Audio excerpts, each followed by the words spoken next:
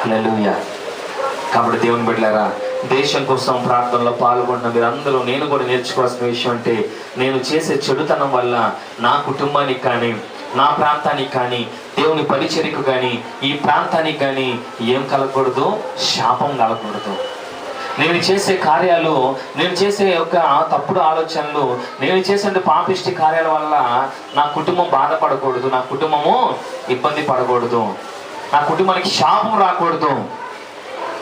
దేవుడు అంటున్నాడు, నా పేరు పెట్టబడిన మీరంతా కూడా నా ప్రజలు. హల్లెలూయా.